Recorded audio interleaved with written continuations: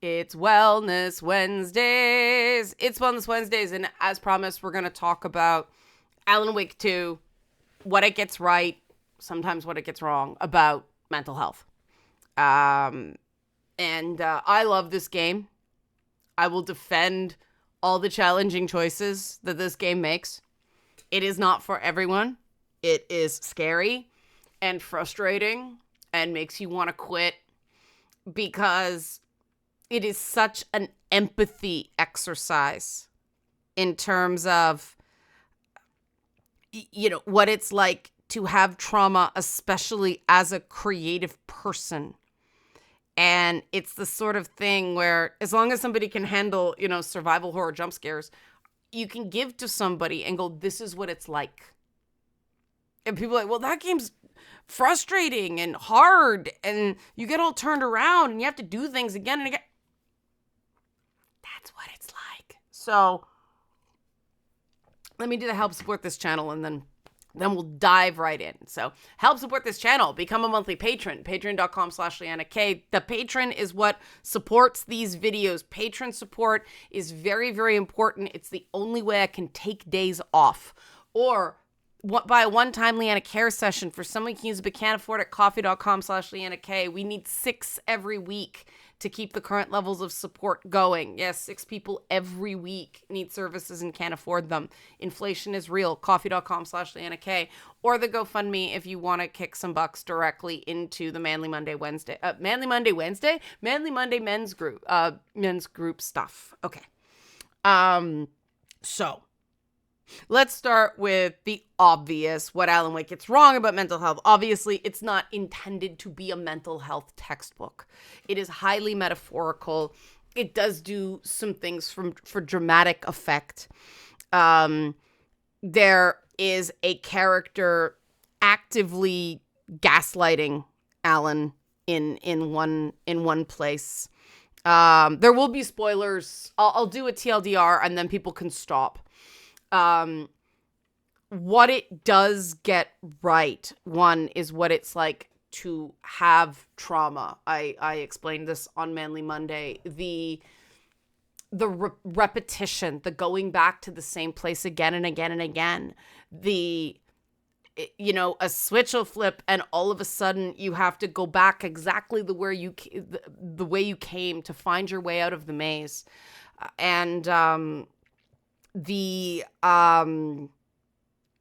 The frustration and the sense of helplessness and having so many inventory spots. One of the more discussed elements of the game is the actual classic Resident Evil style survival horror mechanics. And some people say, these shouldn't be there. This is just an absurd story thing. And I completely disagree because it's not a story. It's not a movie. It's a game, for one. And that experience of making your way through the whispering shadows, knowing you only got 2 rounds left in your shotgun and 8 shots in your revolver, that's part of it from its entire life cycle. Ever since the first game, I remember people complaining that it doesn't feel powerful to be Alan Wake. And I remember when the first game came out, they complained there was no melee attack. Well, Alan's a writer. He's not going to be throwing haymakers at people. There's absolutely nothing in his upbringing that would indicate he knows how to throw a punch. But people wanted it to be power fantasy, and it's not. It's more of a game about empathy for being in a place where you're not in control and you actually are a danger to yourself and others. And that internal struggle against the whispering shadows, that's made so much more poignant by the limited inventory slots and the limited ammo. The way that first fight against Hemingway is designed to be absolutely confounding the first time, and then you come back on New Game Plus, like the final chapter, and you just paste that motherfucker. I one-shotted it the second time, and I had so much trouble the first time. And for me, that's the difference between experiencing that horrific event for the first time and then encountering something like that again. Now that you know what to do, and now that you have the weapons in your arsenal to combat it, well, it's nowhere near as scary, and it's kind of fun. And that really is the spiral upward. I mean, Alan still unfortunately has spiraled downward. But yeah, at this point, that's where the spoiler-free stuff, we're going to talk spoilers now. Because one of the things that is great about Alan Wake 2, first of all, it confirmed for me that Alan and Scratch are the same person. And that was a theory that I had from a long time ago. And they said, it was based on tabloid reports. And yes, that's very, very evocative of stories like The Dark Half by Stephen King. But Stephen King was struggling with the fact that, when he was high on cocaine, he was that bad guy. And trauma does create a Jekyll and Hyde effect. And one of the essential things to getting better is to recognize you are that guy and you don't want to be that guy. And that's not enough. You have to stop being that person. No one can do that for you. And the amazing thing about the Herald of Darkness song, the viral meme song, the We Sing level, is it's basically telling you, it's telegraphing. It's a great lead up to the story so far, but it's tipping you off that something in Alan's subconscious knows even then he is Scratch. Because the lyric is, show me the champion of light, I'll show you the herald of darkness. Like, yeah, you're fighting the battle. You're fighting the fight against the bad guys, but what shit are you bringing in your wake? And there's some people I absolutely adore that I have smacked down pretty hard, like gone pretty Kratos on them. Do not be sorry. We are not, do not be sorry. Be better. Because if you give in to the darkness, if you believe that it is an intrinsic, essential part of you, instead of being something that has stuck onto you, like the darkness in Alan Wake, like the hiss and control, it's got you. It's got you because you're confusing the internal and the external. And everything about navigating and managing PTSD, especially CPTSD, is about, is this coming from inside the house or is this coming from outside the house? Am I actually seeing a threat that's right in front of me? Or is it a ghost? And one of the hardest things, the frustrating things about trauma that Alan Wake 2 shows, it doesn't tell, it doesn't give you the lecture, it's not the, we just beat the boss, now we'll get a cutscene explaining everything that just happened. It's showing you. It's you don't know what's a real threat. So at first, you're non-functional because you're jumping at everything. You're shooting at everything, every little shadow, right? You're wasting your flashlight, you're shooting your bullets, and eventually you realize you can't do that anymore. You can't. Click, click, click. It's empty, right? Your flashlight's dead. Your gun's empty. You got no defenses now. So then you start just ignoring everything. And this is one of the most fucked up things. When I was on Zoloft, and if Zoloft works for you as a drug, keep at it. Like, keep on it if it works for you. For me, no antidepressant was on. I was on Paxil. I was on Prozac. I was on Wellbutrin. I was on Zoloft. None of them really did much for me except give me a shit ton of side effects. And not only did I get the Zoloft heartburn, oh God, that's god awful pain. But it's apparently actually an esophageal spasm. But anyway, it hurt like hell. But I remember distinctly knowing people were still hurting me, but I couldn't connect to the response that allowed me to care. And that is a side effect. Apparently it's fairly rare. It's called the Zoloft zombie. And that was what, when you're walking around, you're finally like, I'm just going to go past all of these shadows. Forget it. I'm going to pretend they're not here. And one of them grabs you by the throat and slams you to the ground. That's what it was like for me. And so it's like, all right, I need I need to do some, I need to find a happy medium. I need to learn how to separate the not real threats from the real threats, the true alarms versus the false alarms. And I had to do that without the assistance of effective medication, which, holy fuck, sucked. Like, no kidding. If antidepressants or any other medication works for you, please take them.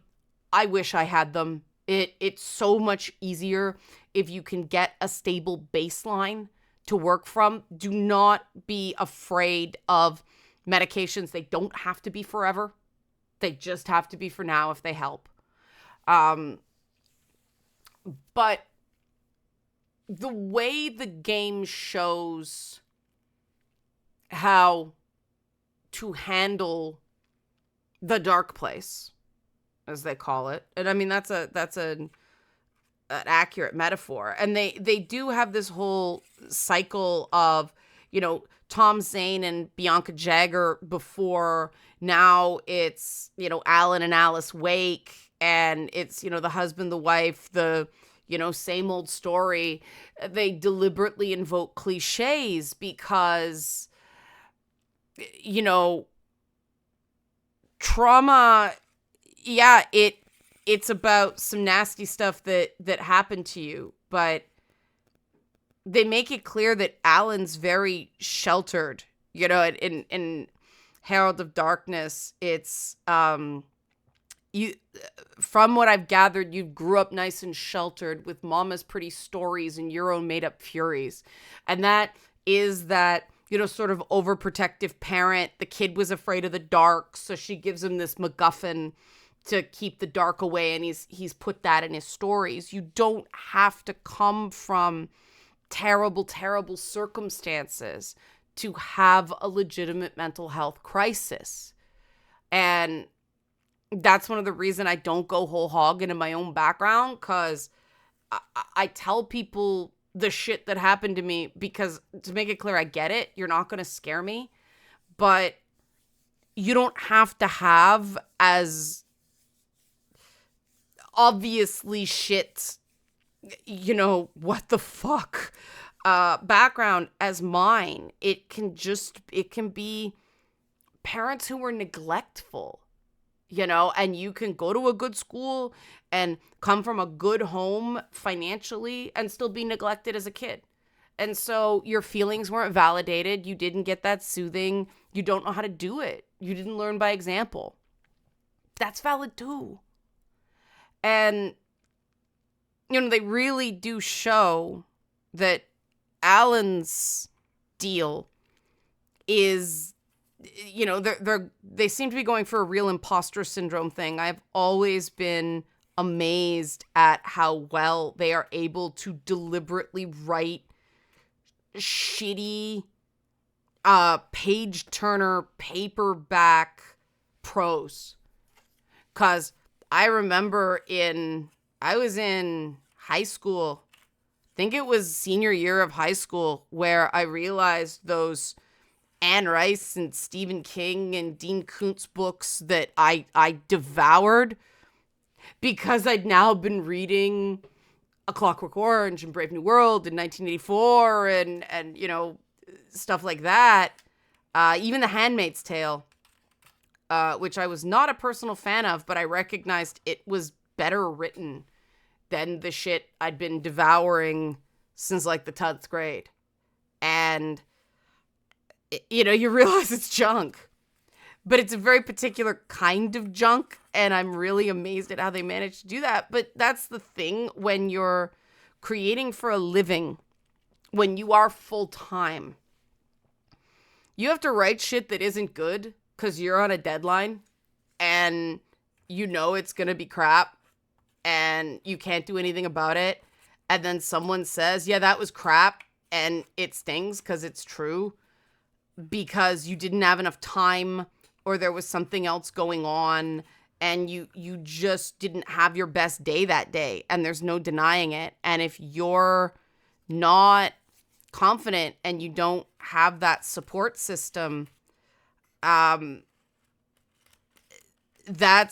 the spiral, right? That's when the peaceful lake becomes a deep, dark ocean, and the loop becomes a spiral. And that's it. It wears you down, man, because as a creative, if you don't work, you don't get paid.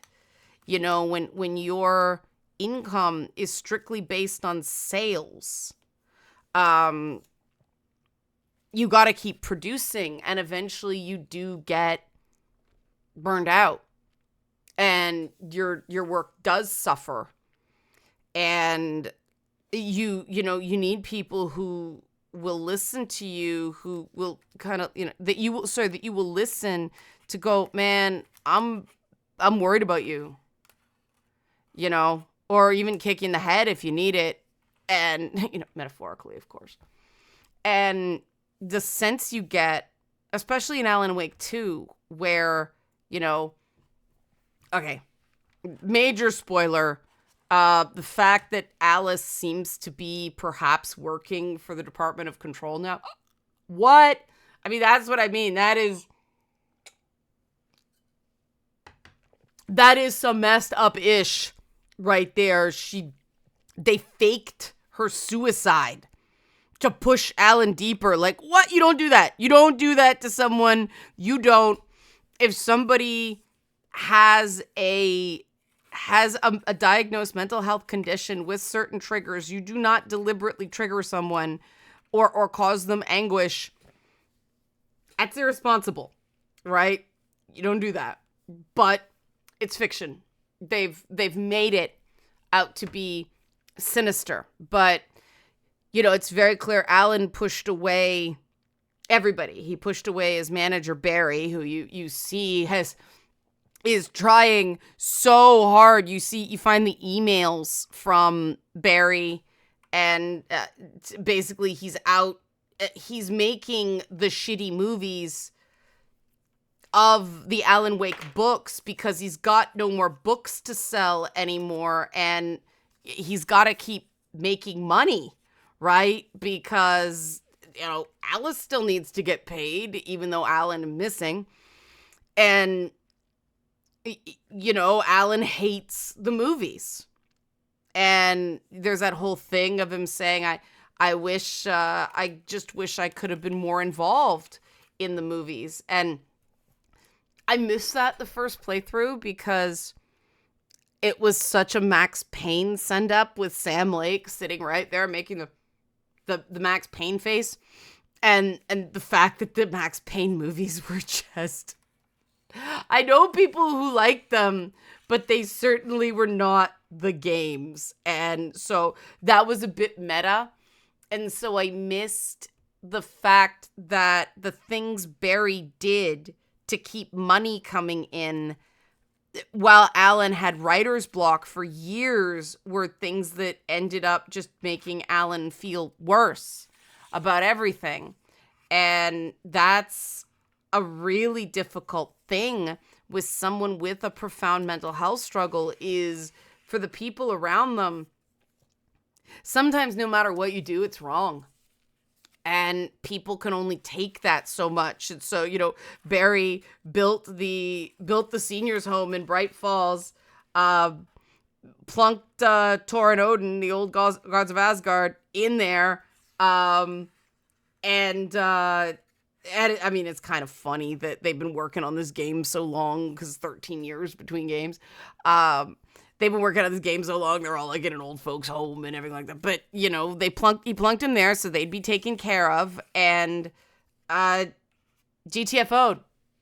Barry's not in the game, which disappointed me because I loved Barry in the first game. But his absence is that metaphor. I don't know if they couldn't get the actor back or what, or they just made the decision the same way in the Rocky movies. They killed off, spoiler, this is all spoilers, they killed off Adrian because loss, and, it's not how hard you hit, it's how hard you get hit and keep getting back up again. That's the theme of Rocky.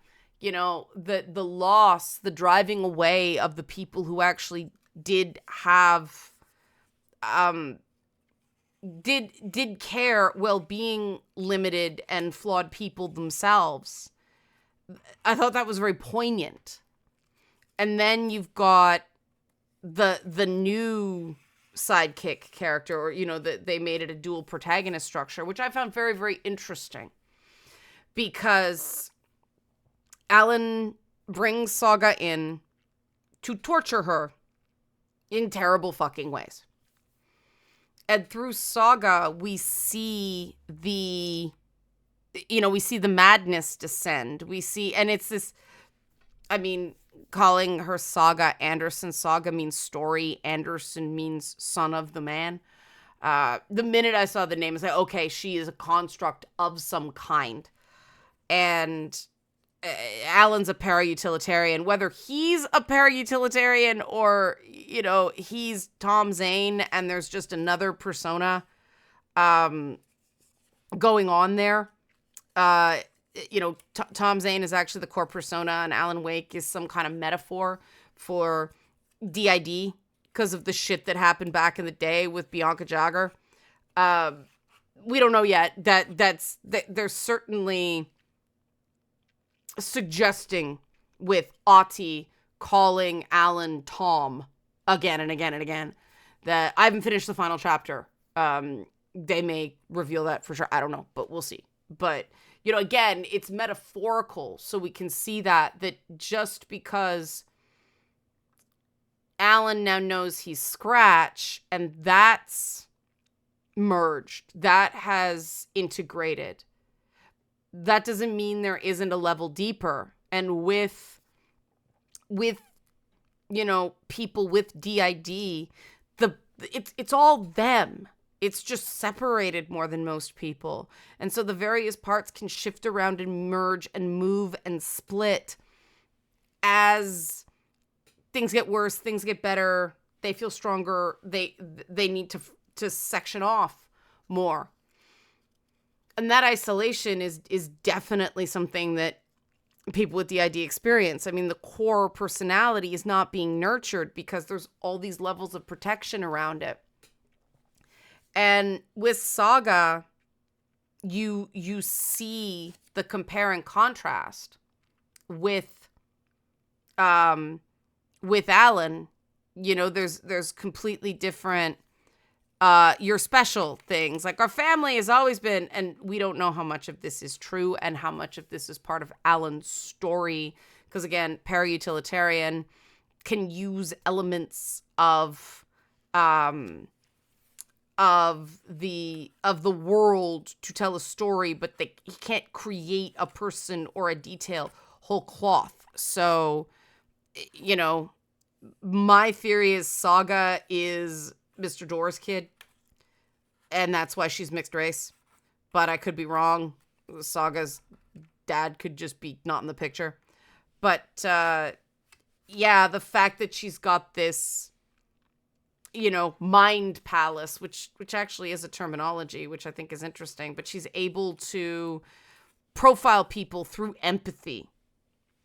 And so she gets sucked in to Alan's dark place, and you see her, the story changes, and so her daughter's dead and all that stuff. And then there's that really, really intense, like uncomfortably intense moment at the end where it's an intrusive thought simulator. And you're using the case board, and it's just the mom guilt. I'm a terrible mother. I'm a bad partner. I'm terrible at my job. What is this? Collecting pages is police work. My daughter's gone. I let her die. No, she's alive. No, like, it's all the gaslighting via para-utilitarian, game conceits hitting in a very real psychological way. And I liked the way the intrusive thoughts were read almost tragicomic.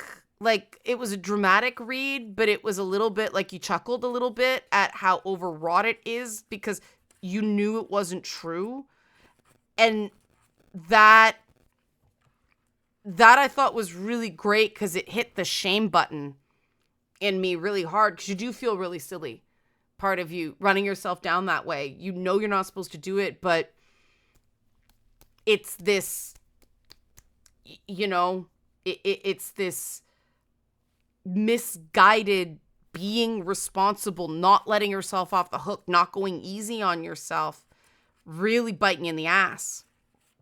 And then what I really liked about the game is that they showed why reminders, symbols that the voices in your head are wrong in your environment are so important.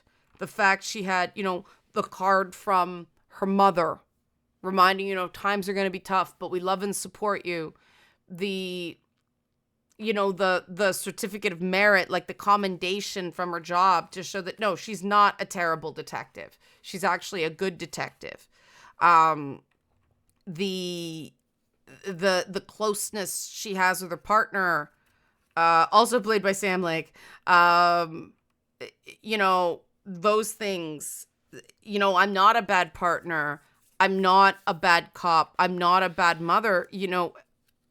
All these things are really important if you struggle with your own dark place. Those are actually sound validation techniques to override it. Just put proof, put proof there that makes it tangible. So instead of having to make those bad feelings I was talking about on Monday more real, make your achievements more real. That's why taking a little bit of time to go, you know what? I did good here. Taking a moment, just a moment to go, you know what? Okay. I did all right here. Those are so important to force the brain to, encourage the brain, we'll say, to actually see those successes, those wins as relevant instead of, oh, it was just luck, or, well, it won't last. That's the difference between the Champion of Light and the Herald of Darkness, right?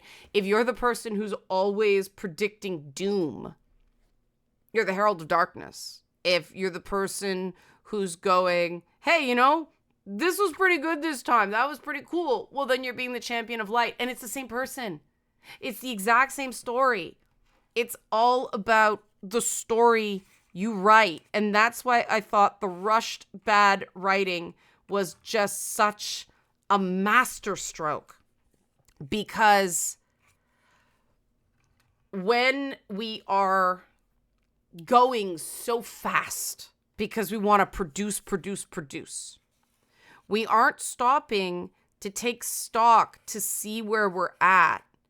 And so we end up, going over the same event over and over and over again to try to change it. I mean, that's essentially what trauma is. Scratching it out, write it again is just as bad. Scratch it out, write again. It's the same nightmare over and over and over again because we're just trying to rewrite a manuscript we need to leave alone. We need to stop rewriting it and write the new chapters. And that is such another metaphor for how trauma works, because the more you try to rewrite it, the worse it gets, to the point that you're not even remembering the whole thing as it was. You're remembering some nightmare fuel on steroids version of it. You're actually making it worse. And when we talk about letting it go, that's a process, not a I have people say, what does that feel like? But it's not a destination. It's not an achievement. It's a process of it's out, it's done. Chapter lock, feature lock. I can't go back and rewrite this part of my story. That's backstory now, It could be tragic backstory. It could be, normal life before the call to adventure. Either way, don't touch it. Don't touch it. It's in the past. All you can write is your story now. And that sometimes means admitting that you screwed up and you broke things. And that monster really was you. And you did those things. All you can change is moving forward. And one of the really, really toxic elements of social media and the culture entangled with social media is that people are so looking to punish someone for one bad statement, one bad soundbite, one bad day, one bad tweet, one bad TikTok, one bad Instagram picture, just we're being judged by our low point. And so we all get stuck as Mr. Scratch, That's not reality. There are some people, there are people with me who believe the stalker, hi Stalker Chan, that I'm a horribly abusive, try to get people to kill themselves, all that stuff. It's not true. But some people believe her, and there's nothing I can do about it. And that's the hard part, right? Because that's relinquishing control. And because control is safety, and you notice the game's called Control. We're going to get Control 2 now. I have high hopes. Because you got to control what you can control. And you can't do that effectively until you give up trying to control the things you can't control. And the very reason I pivoted to a more targeted community, well, one of the reasons, but was because the stalker is never going away. So anything I try to do on a grand scale, that is going to be a problem until either the rest of my life or the rest of hers, whichever is shorter.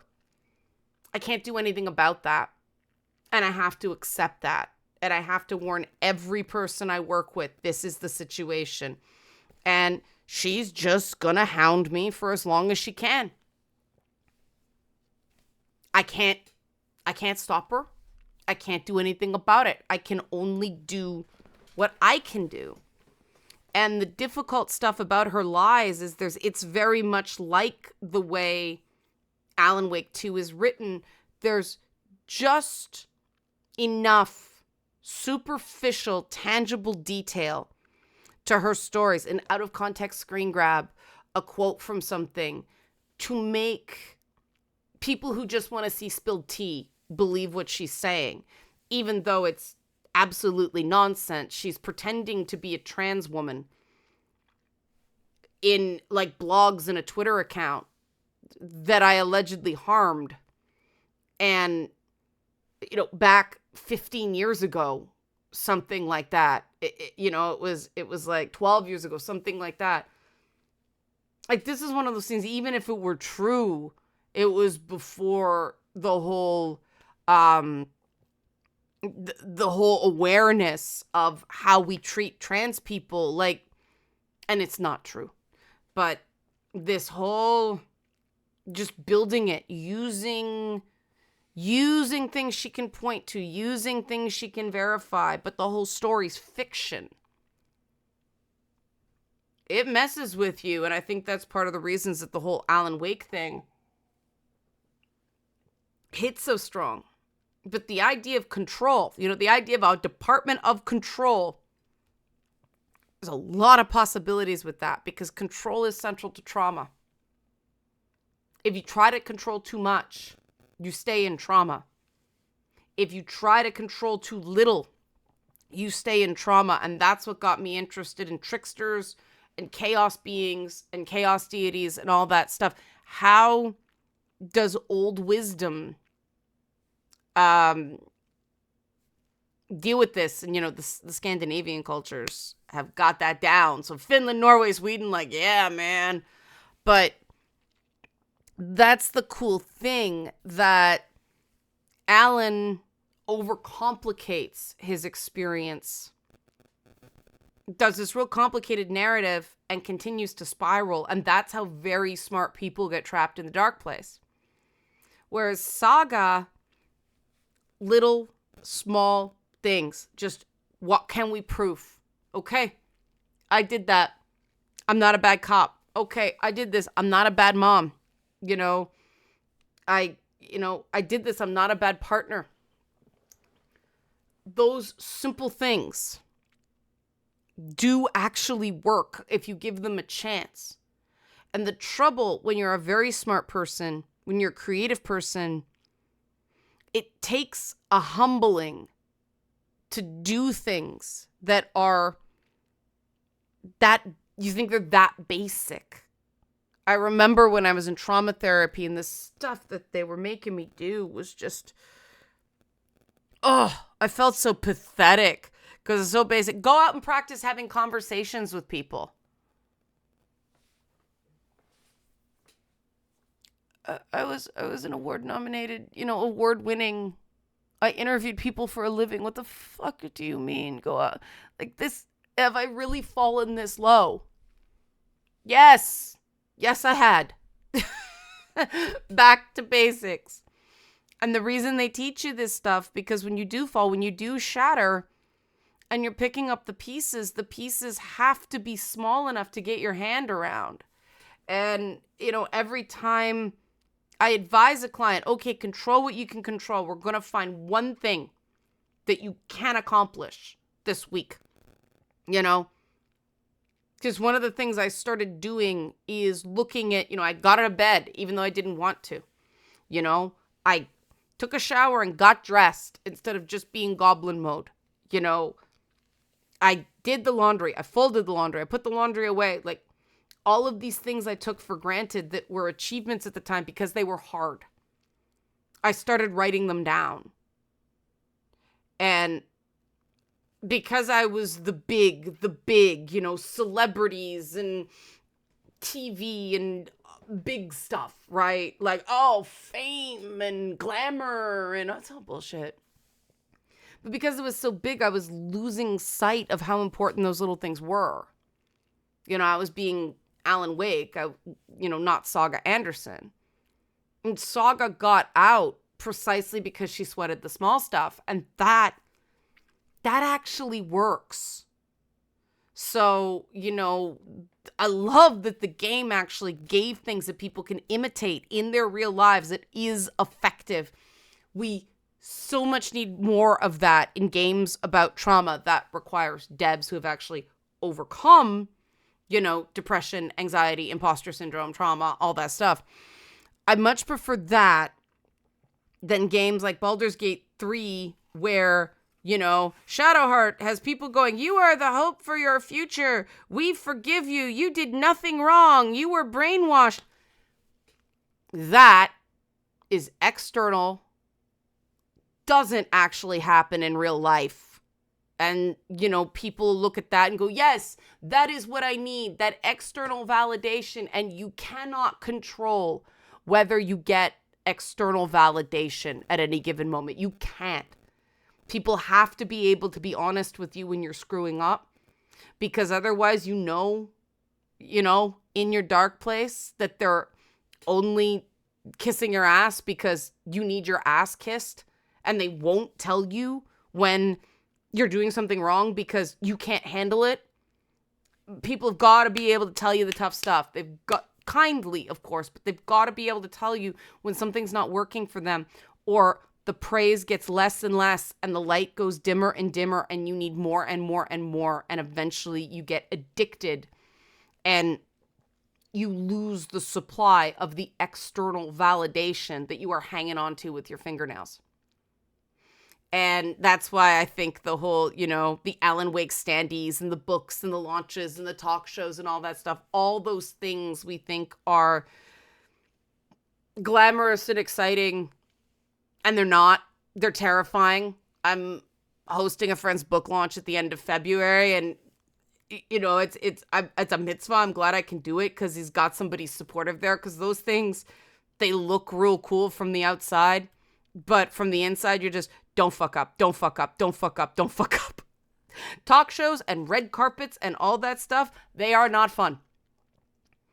They are hideous PR things, rituals that we have to do. Hopefully that helps you appreciate the game, but also recognize, try it. Just listen to Armin. You see, he's one of the things I keep around as a mnemonic. I keep little things people have given me. I've since learned it's called penguin pebbling, when people just give you, I thought of you and this. And sometimes it's like, why was this me? But they thought of me in a positive way and gave it to me. So I keep them. Even when I don't understand them, I keep them. Because you know what? That's proof people liked me enough to do it. And when I go through that period where I'm, Twitter's villain of the week, I look at that and go, you know what? Real people care about me enough to do that. And that's what I'm going to focus on instead of all the shadows whispering at me. Give it a try. Something might work for you. Help support this channel. Become a monthly patron, patreon.com/Leanna K, or buy a one-time Leanna Care session for someone who can use it but can't afford it, coffee.com/Leanna K, or kick us a few bucks one time. If you don't care about the Discord invites, you just want to support the work we do here. Thanks for watching, and be well.